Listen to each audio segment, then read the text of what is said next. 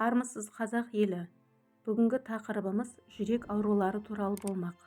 Менің каналыма тіркелмеген болсаңыздар, тіркеліп, видеом ұнаған болса төменге пікірлеріңізді қалдырып, лайктарыңызды аямай басып қойсаңыздар екен. Ол менің каналымның дамуына және видеомның көптеген адамдарға таралуына.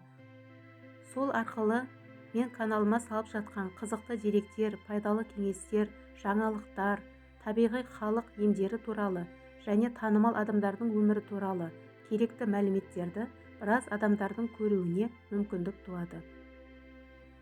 Жүрек ауруынан елімізде жылына 70 мыңдай адамның талқаны таусылса, бұл көрсеткіш жылдан жылға көбейіп барады. Ал осыдан 15 жыл бұрын 40 жастан жоғарылар арасында болатын миокард инфарктісі жасарып, бүгінгі таңда 20 мен 30 жастағыларға ауыз сала бастады. Қазір дамыған елдерде жүрек және қатерлі ісік аурулары өлім-жітімнің басты себебіне айналса, оның негізі адамдардың семіздікке жол беруінде екен. Бірақ біздегі ахуал жағдайдың жақсарғанынан емес, медициналық сауатсыздығымыздан болып отыр. Сол себептен сіздерге жүрек ауруларының пайда болу себептері жайында ақпарат бере кетуді жөн санадық.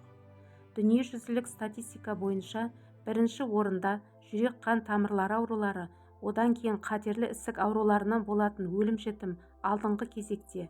Мұның барлығы дұрыс тамақтанбау, салауатты өмір салтын ұстанбау, өмір қиыншылығы, түрлі күйзелістік жағдайлардан жүрегіне салмақ түсіруден болып отыр. Сонымен қатар, жүрек аурулары иманның әлсіздігінен де орын алады. Өйткені адам әртүрлі күнә жасаған сайын оның жүрегінде қара дақ пайда болады. Ол көбейе береді де жүрек қараяды. Бұл жөнінде исламда да айтылған, жүректің қараюы аурудың белгісі. Ал иманы күшті адам барлық нәрсеге сабыр сақтайды. Ал сабыр иманның жартысы екені анық. Мұсылмандар барлығын бір Аллах тағалаға тапсырып, жүрегіне салмақ салмайды. Содан көп жағдайларда намаз оқитын адамдардың жүрегі күшті болады. Иман күшейсе, ел арасында жүрек ауруы азая түседі. Әрине оны нағыз иман келтіріп, мұсылмандық шарттарға мойынсұнғандар жақсы түсінеді. Дегенмен ислам қағидаларына немқұрайды қарайтындар барлық әңгімені айналдырып әкеліп, иманға тірей берді ғой деп түсінбестік танытуы да мүмкін. Жүрек бұл ағзамыздағы ең сезімтал мүше. Ол барлығын сезіп, кез келген нәрсені өзіне қабылдап отырады. Бүгінде іштен туа біткен жүрек ақаулары өте жиі кездеседі. Экология, иммунитеті өте әлсіреген халыққа кез келген ауруда жүрекке кері әсерін тигізеді. Сондықтан жүректі сақтау үшін ең алдымен профилактикалық жұмыстар жүргізу керек. Ең бастысы, тұмаудың сан алуан түрлері, грипп, өкпе ауруларына жол бермеген дұрыс. Түрлі қиындық, тауқыметтер кезінде эмоцияға берілмей, өмірге философиялық діни көзқараспен және сенімділікпен қараса, жүрекке де салмақ түспеген болар еді. Көптеген науқастар жүрек талмасына ұшырағандарын байқамай, ұзақ уақыт жүріп қалады. Екінші қайтара сыр бергенде ғана біліп, дәрігерлерге қарала бастайды. Осындай жағдайда қандай дәрігерлік кеңестерге сүйенген дұрыс? Жүрек ауруларының микроинфаркт және макроинфаркт деген түрлері болады. Микроинфарктке шалдыққан науқастар ауруды білмей қалады да, біраз уақыттан кейін белгілі бір себептермен электрокардиограммалық тексеруден өткенде жүректегі ақаулар байқалып жатады. Жүрек аурулары көп жағдайда дұрыс тамақтанбаудан орын алып жатады. Әрине, ата-бабаларымыз кештетіп ет жесе де, оны тез қорытып жіберетін қымыз қымыранын ішіп отырған, атқа мініп таза ауада көп жүрген. Ал бүгінгі экологиямыз нашарлаған заманда кешке тамаққа тойып алып ұйықтаймыз. Оның үстіне қимыл қозғалыста баяулайды. Нәтижесінде атеросклероз күшейеді. Майлы ет жейміз. Бұл мүлдем дұрыс емес. Яғни тамырға май жиналады. Тамырдың өткізгіштік қасиеті кемиді. Адинамия пайда болады. Қарапайым кір жуудың өзін автоматтандырылған машиналар атқарады. Қозғалыс аз болғандықтан қан бұлшықеттер мен жүрекке дұрыс тасымалданбайды. Жүрек ауруына тағы бір себеп кальций зат алмасуының бұзылуы. Өйткені кальцийдің қоры бұлшықетте шоғырланған, ал жүрек тек бұлшықеттен тұратын мүше. Ағзаға кальций жетіспеген жағдайда ол кез келген жерден өз қажетін ала береді. Кальций кетіп, бұлшықеті әлсіреген соң жүрек ауруға шалдыға бастайды.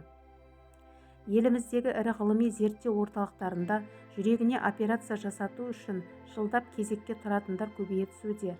Ал қазіргі кезде кеңінен қолданылатын дәрілік медицина, гомеопатия жүрек ауруын емдеуде бірталай жетістіктерге кепілдік бере алады.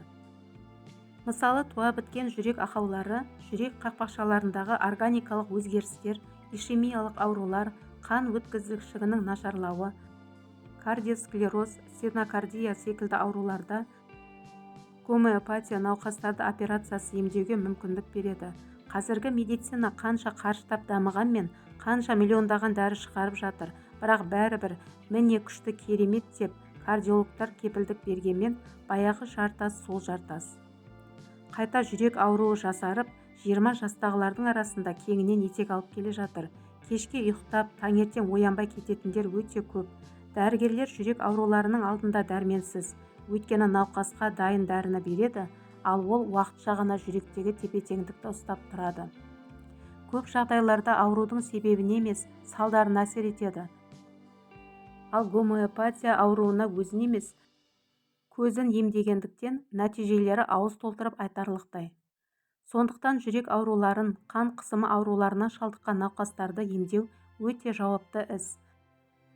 Тіпті кейбіреулер жүрегім ауырды деп келгенімен, оның кеселі жемсау, яғни зоб болып шығады. Науқастың жүрегі қаққанымен аурудың көзі қалғанша безінде болып шығады. Көздің қарашығына қарап, жүрек ауруының ахуалын анықтауға бола ма? Көздің қарашығы арқылы анықтау оңай болғанымен, жауап нақты болмай қалуы да мүмкін. Бірақ жүрек ауруының бар екенін айтып, кардиологтарға баруына, ЭКГ-ға түсуіне кеңес беруге мүмкіндік туғызады. Ресейлік атақты гомеопат-кардиолог Сергей Мухин әсіресе миокард инфарктісін созылмалы ауруға ұласпай тұрып, жедел емдесе, гомеопатия керемет көмектесетінін айтады. Жүрек талмасынан соң невроздалған ошақ қалады. Соны қалай емдеуге болады? Инфаркттан соң көп жағдайда жүректе тыртық қалады. Ресейлік дәрігерлердің тәжірибесіне сүйенетін болсақ, макроинфарктты айту қиын, бірақ микроинфаркттен кейін тіпті тыртықта қалмайтын кездер көп екен. Қазақстанда мұндай ауруларды 3 ай көлемінде емдейді. Аурудың кілтін табу үшін науқаспен 2 сағаттай отырып, әбден зерттеу жасалады. Жүрек ауруы бар науқасты гомеопатия әдісімен емдеген ыңғайлы ма, әлде науқастың табиғатына сай емдеу әдісін қолданған дұрыс па? Ең алдымен жүрек ауруына қарсы, содан кейін адамның консультациялық болмысына сай ем қабылданады. Қорытындылай келгенде, халқымыз шын мәнінде Аллах тағалаға сеніп, иманын күшейтіп, өмірдің кез келген түйткілін жүрегіне қатты қабылдамай, тек жақсы сөзбен жүрсе, жақсы оймен жүрсе, ауру сырқаудан алыс болатыны ақиқат. Өйткені әлем ғалымдары жүректегі тыныштық, денсаулық кепіл екендігін мойындауда. Қасиетті Құранда естеріңде болсын, Аллахты еске алумен жүректер орнығады деген аят бар. Ал Раббымыздың сөзінен артық айту мүмкін емес.